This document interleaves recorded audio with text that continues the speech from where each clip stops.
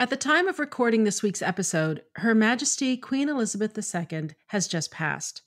Since Melanie is Australian and I'm Canadian, the Queen was our head of state.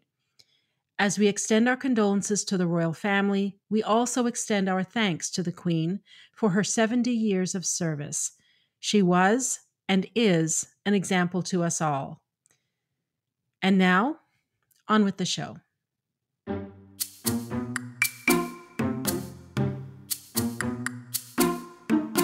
If you want to write stories your readers will love, there are 3 things you need to do. First, understand storytelling principles. Second, see how other writers have applied those principles. And then thirdly, use them in your own work. Here on the Story Nerd podcast, our goal is to demystify story theory. We'll help you with the first 2 steps so that you can get started with the third. I'm Melanie Hill, writer, editor and poet, and I have a passion for spy stories, fairy tales and master detective novels. And I'm Valerie Francis. I'm a writer and literary editor, and I focus on stories by, for, and about women. On today's episode, Valerie pitched Tootsie so that we can study beginnings and endings. This 1982 film was directed by Sydney Pollack from an original screenplay by Larry Gelbart, Murray Shishgal, and Don Maguire. It was a critical and commercial success and was nominated for 10 Academy Awards, including Best Screenplay. Of course, there will be spoilers because we can't talk about the movie without talking about the movie. And we'd really love it if you could give the show a rating and review. For Apple Podcast listeners, you can do it right from your phone. Simply go to the show's landing page and scroll down to the bottom. It's that simple. All right, Valerie, how about you start us off this week with talking about the genres for Tootsie? Alrighty, so I have the global genre as a worldview maturation and the secondary genre as a performance business story. Now, typically, Melanie and I would have a conversation about genre and all that good stuff, but we have so much to talk about that we're going to just sort of move on. We'll plow through and we'll get right to the topic. Obviously, I can hear you all saying, but what about status? Yeah, there's a status element here because it's a performance story. They almost always have some element of status, but that's a topic for another day. I want to get right into talking about beginnings and endings. So yes, this season, I'm talking about the beginnings of stories and the endings of stories. Next season, don't worry, I will talk about middles. The reason I'm breaking it up like this is because the beginning and the end of a story work together as a unit. Now, I'll add details to this concept as the season goes on, but today, I just want to introduce the topic, and I think a good place to start is by understanding that a story has 3 parts, which we broadly call the 3-act structure. Now, this term act becomes problematic because we know that there are 1-act plays, 3-act stories, 4-act films, 5-act television shows. Yep, that's totally true. But no matter how many pieces you break a story up into, it still has a beginning, a middle, and an end. Most modern feature films break the middle into 2 parts. This is what gives us a 4-act structure. And in fact, the vast majority of modern novels, well, those that are written by people who know what they're doing anyway, also break the story, break that middle build into 2 parts. So they tend to also have 4 acts. Lots of exceptions, obviously. I'm just talking in a very general way right now. So when I first learned about this 4-act film structure, I really wasn't sure, honestly, if it would apply to novels. But yeah, it does. And why? That's the question I always have. Why? Why is this true? Why do I need to know this? Who cares? So why do many modern novels and many modern films break themselves into these 4 parts, these 4 acts? Because it's the hero's journey. It's this monomyth that we keep hearing about. It's the story form that we naturally think of when we think of a story. Okay, so onto the 3-act structure. Not to get too deep into this, but way back when, Aristotle is the one who said that stories have three acts, namely a beginning, a middle, and an end. Then in 1912, which is the era of silent film, Epes Winthrop Sargent wrote a book called The Technique of the Photoplay, in which he articulated that each of the three acts in a story has a function. Now that makes sense, right? If there are three distinct parts to a story, there must be something that distinguishes them from one another, and that thing is their function within the story. So Sargent wrote, the story must not only have a start, but an object point and an end or a climax. So why am I talking about this? Why am I going back and talking about Aristotle and silent movies? Well, it's because this idea of Sargent's, and Aristotle's for that matter, it's been picked up by other people over time and refined and worked on. This is what makes story theory amazing, but also sometimes a little overwhelming and a little complicated, because one idea is being explained and talked about in many different ways. So, for example, Sid Field took this idea and he made it a little more specific, and he called the three parts the setup, the confrontation, and the resolution. David Mamet calls it event, elaboration, and denouement. John York calls it thesis, antithesis, synthesis. Sean Coyne calls it setup, build, payoff, although he hasn't drilled down into specifics about what any of these are or how to execute them. Now, the list goes on and on. Don't worry, there is no need to remember all these terms. I mention them merely to point out that although theorists are using different terms, they're all saying the same thing, and basically it's this: that every story has a beginning, a middle, and an end, which we can refer to as acts. And these acts all have a function. They have a specific job to do. The beginning and the end are a pair, right? They go together, they rhyme. They are, for prose writers, literally bookends. Now, we've said in past episodes that a story is about one thing. We've also said that a story is about change. So, to be more specific now, a story is about how one thing changes. The beginning shows the audience the before state, what the thing is like before it changes. The end shows the audience the after state, or what the thing is like after the change has occurred. Another way to think of it is this: the beginning sets up the story, the end pays it off. Or the beginning asks a question and the end answers it.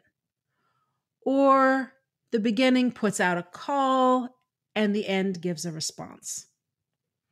If all the reader has is the beginning of a story and the end, they should be able to fully understand the entire story, the genre, the plot, the character arc. Everything should be obvious from these two acts. Now, you might need a minute for that to sink in. I certainly did when I first learned it. I could not wrap my head around how that was true, or why it was true, or how on earth I was supposed to pull it off. So I had to just dig in and study a whole bunch of stories and try and figure it out. So what I want to do in this season is share with you what I've learned. Now, remember what I said a minute ago. A story is about how one thing changes, and the beginning and the end of a story articulate the thing that changes at its two extremes. This is a really cool idea, and it actually makes our task of writing a story that readers will enjoy and that works a whole lot easier. Just trust me on this. Because once we have our beginning, it means we also have our ending. And the beginning and the ending together make up to half of our story. Done. Isn't that amazing? Anyway, before I get too excited and go on too far, Melanie, did you have anything you wanted to say on this much before I keep talking? So this is going to be really interesting this season because we're studying different aspects of story writing and noting that we develop our own parts of the script separately and then come together on the day that we record the episode. And this season I'm studying sequences. So I've also looked at the 3-act structure because it provides a framework for the sequences to be written in. So I think we're going to touch on some similar aspects of writing this season, but we'll be looking at it through different lenses or a different way to approach those things. And at first, I was a bit worried that we'd cover the same things, but now I don't think we will. And I'm actually very excited to see where our analysis differs and where it aligns. So this will be fun. Oh, cool. All righty. So let's dive into Tootsie and see how this whole beginnings and endings thing works. So again, remember what I said. A story is how one thing changes, and the beginning and the end show that thing that changes at its two extremes, before the change and after the change. So what is it that changes in Tootsie? Well, Michael goes from a womanizing man to a man who respects and understands women. He also goes from an actor who can't get into a job to a character who can't get out of a job. For those of you paying really close attention, bonus points here, you'll notice that these two statements describe the two genres I mentioned off the top of the show.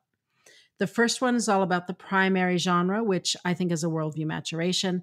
The second is all about the secondary genre, which I'm calling performance. Now, the beginning is 28 minutes. The ending is also 28 minutes. This is not a coincidence. Quite often, the beginning and the ending combine to make up half of the story. So there's 25% for each one. But there are plenty of examples where the beginning and the ending are much shorter than that, and that's fine. The key points to remember, though, are that, one, together, the beginning and the ending really should not be more than 50% of your story. Chances are your story is going to run into problems if that's the case. And two, they should be about the same length or the same percentage of the story. So, for example, if the beginning is 10%, the ending should also be around 10%.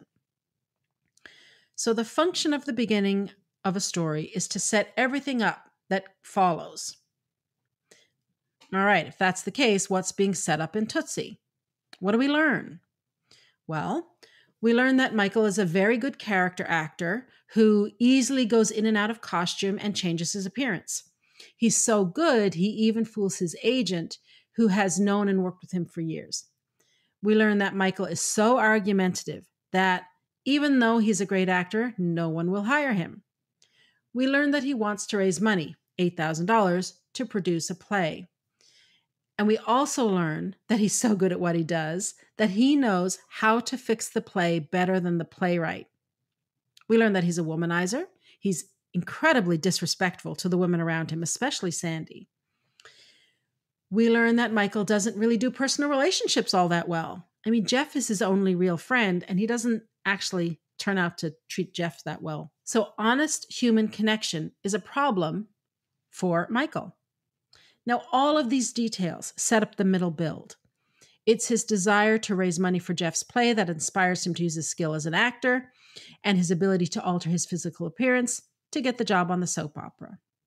His disrespect for women is shown specifically through his relationship with Sandy in the beginning hook. He uses her, he ignores her, he takes the job she'd wanted, he has sex with her to cover up his own duplicitousness. And really, he does the same thing to Julie as the story goes on. Michael Dorsey is a total jerk at the beginning of the movie. He's a talented artistic jerk who understands his craft very well, but he's still a jerk. So if we jump ahead to the ending, we can see the ramifications of this behavior. This is called the payoff. So Michael has been set up as a talented jerk, and that's what leads to everything blowing up in his face. If he's going to succeed in life, he's got to change. And the payoff is when we get to see the new Michael. Everything that's in the last act ties back to everything that was in the first act. So what's in the last act of Tootsie? Michael finally understands that the way he treats women is completely wrong and unacceptable. Julie won't have anything to do with him anymore, and neither will Sandy. And these are both friendships that he'd valued in his own way. When John forces himself on Dorothy, Michael finally understands what it's like to be a woman. He's actually scared, and he says, Rape is no laughing matter. In the end, Michael is finally able to have honest relationships, both friendships and romantic relationships. One way to put it is like this. In the beginning, Michael is not his authentic self. He's busy pretending to be someone else. I mean, this is his job as an actor. He wears costumes, he changes his appearance, he says other people's words. And when his own personality does shine through, he's selfish, offensive, and disrespectful. He doesn't respect women, and he doesn't respect others in the acting community, his agent, directors, casting agents, and so on.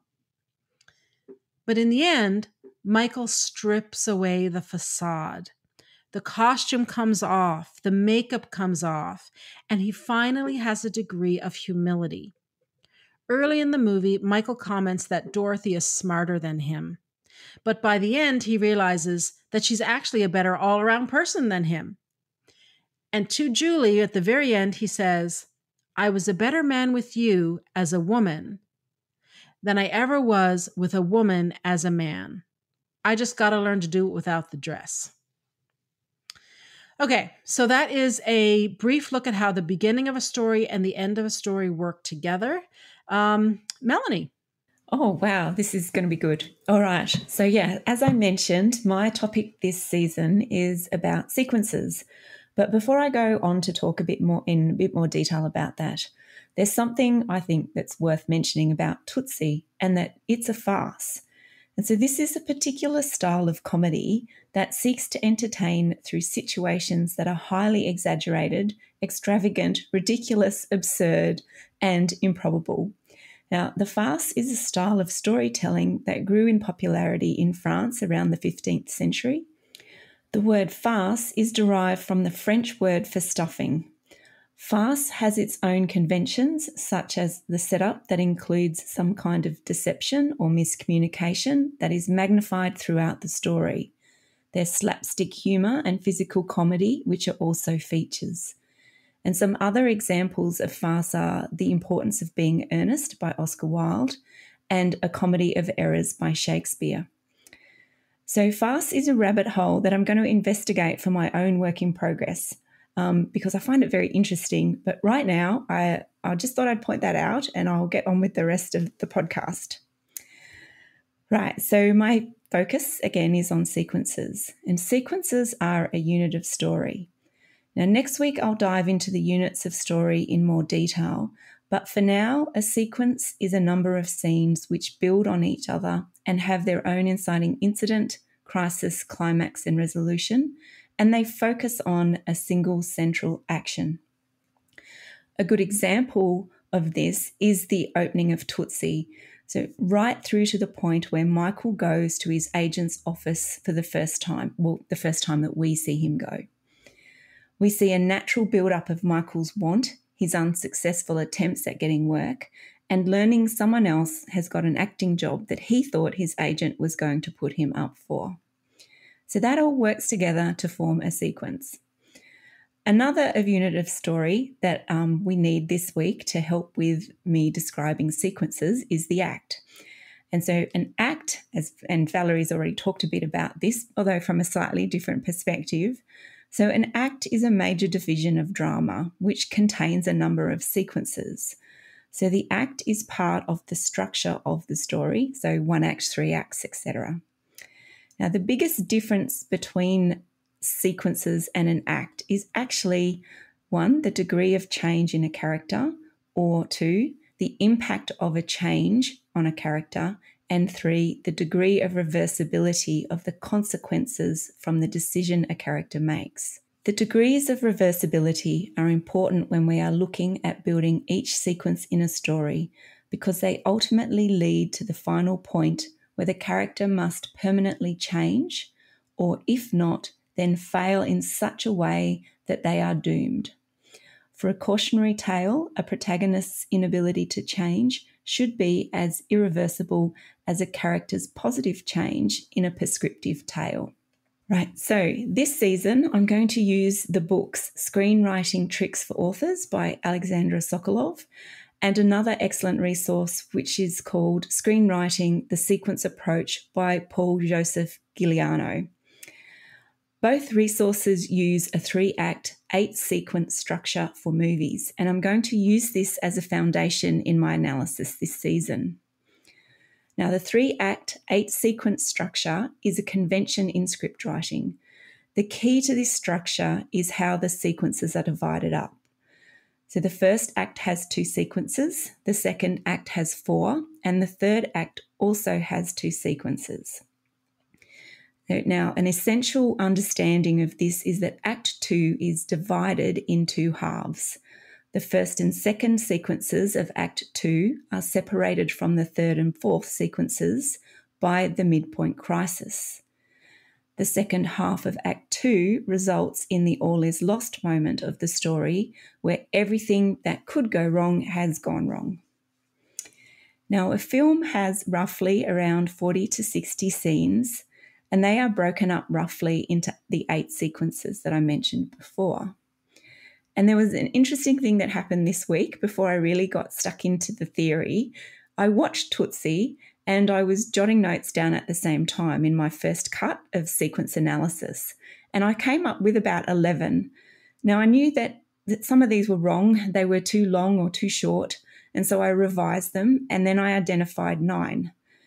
So without actually looking at the theory, just by watching the film and paying attention to this, I identified the sequences without too much effort. And then watching the movie a second time, I really narrowed in and identified the 8 sequences in the framework that I mentioned. While I've used movies as an example, the divisions of a story into sequences is the same for books. The length of scenes and sequences can vary more in a novel, but the proportions will be similar. So if we look at a 400-page book as an example, we would break the book up so that it has the first and final acts at about 100 pages each, and then the 2 sections of Act 2 would also have 100 pages each, maybe, and totaling 200 pages. Now, that's me doing maths in public, so, we should be worried, but I think I'm pretty on the money there. But I will also emphasise that dividing up your story this way is not a hard and fast rule, but it can really help balance your story. And this method can highlight areas that need more work or areas that need cutting. And having a framework as a starting point when you're writing your novel or editing your work, I think, is a good idea.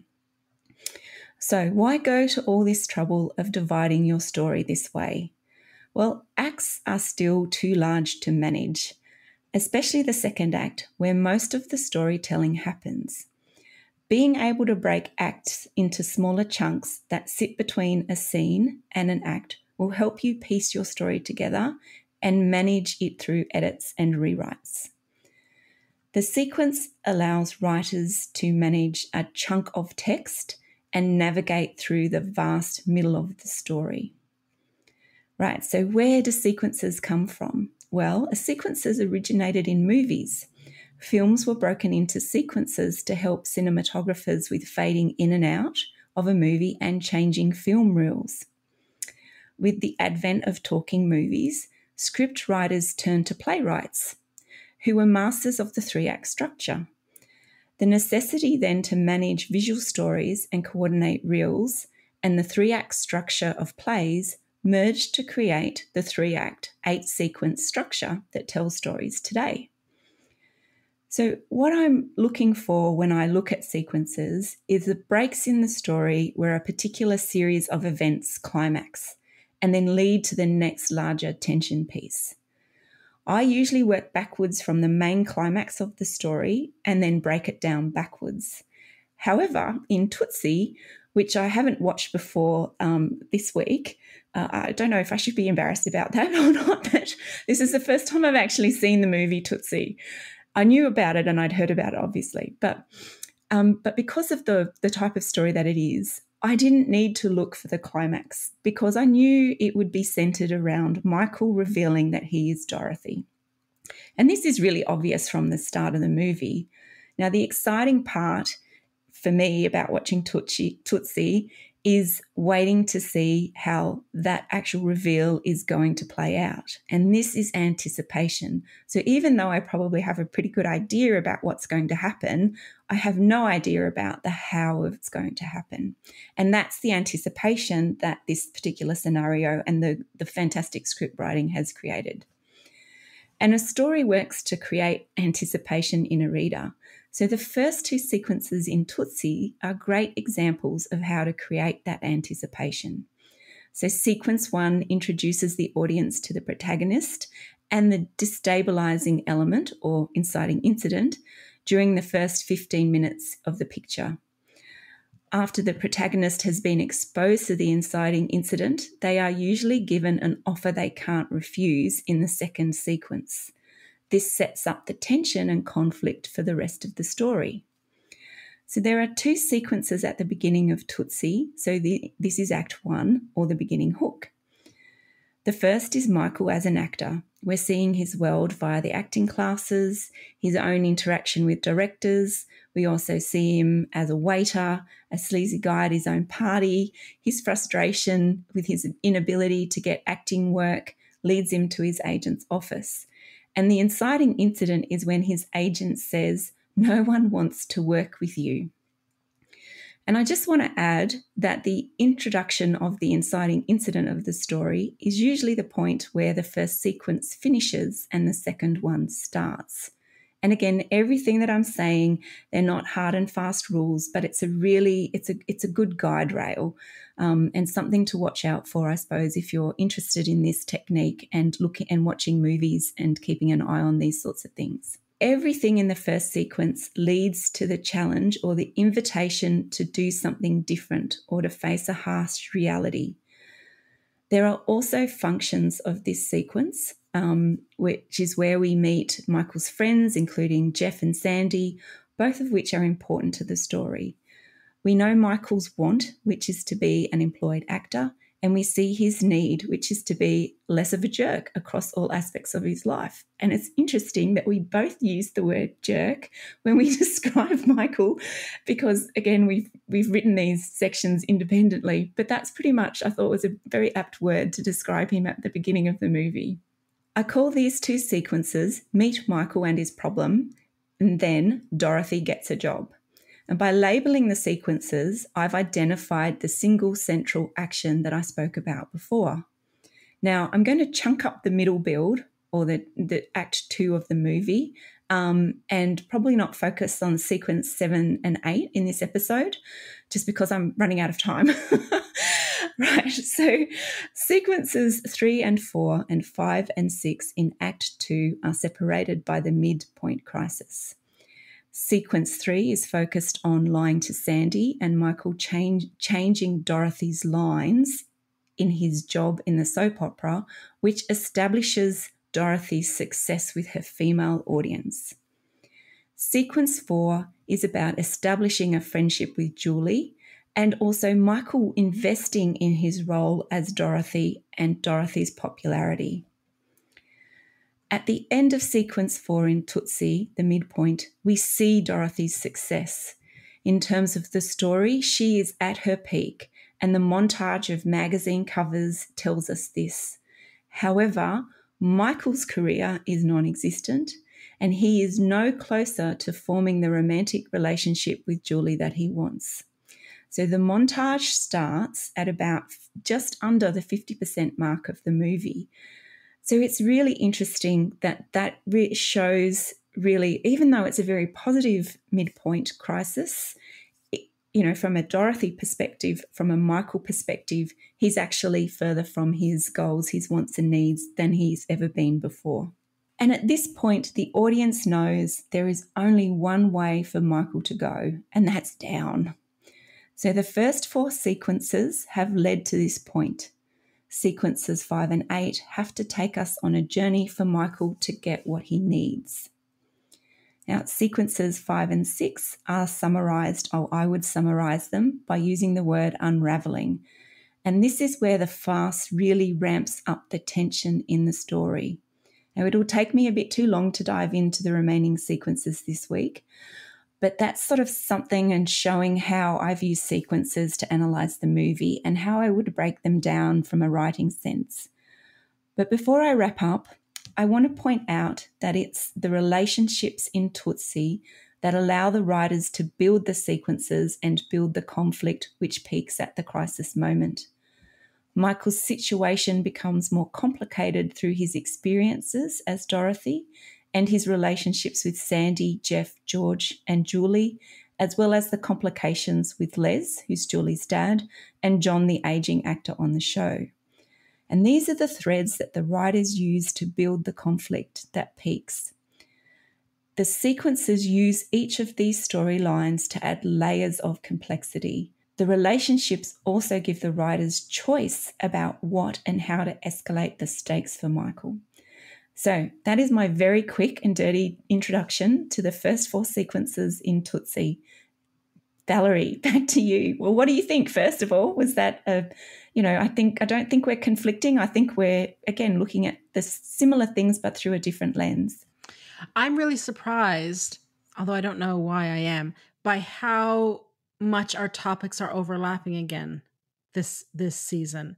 It's totally a fluke. Totally a fluke. Yeah. So with me looking at beginnings and endings, I would be looking at sequences 1 and 2 and 7 and 8. Yes. Okay, so that brings us to today's action step, and it's a pretty obvious one this week, I think. I want you to try isolating the first act of your story and the last act and see if they're working together as a pair. If you gave just these 2 acts to someone to read, would they be able to guess the middle? Would they be able to understand what the story is about, or would they be totally confused? Give it a go and let me know on Twitter or Instagram what you discover. All right, so that wraps it up for this week. Join us again next week when we discuss The Bourne Identity. To support the show, please leave us a rating and review and tell your writer friends about us. For even more information about putting story theory into practice, subscribe to Valerie's Inner Circle by visiting valeriefrancis.ca/inner circle and follow her on Twitter and Instagram at Valerie_Francis. And you can also now find her on TikTok at Valerie Francis Author, all one word. If you'd like to find more out about me, visit melaniehill.com.au or visit me on Facebook as Melanie Hill Author. And remember, story theory does not have to be difficult. It's a tool to help you write more, not less. So take it one step at a time and have fun.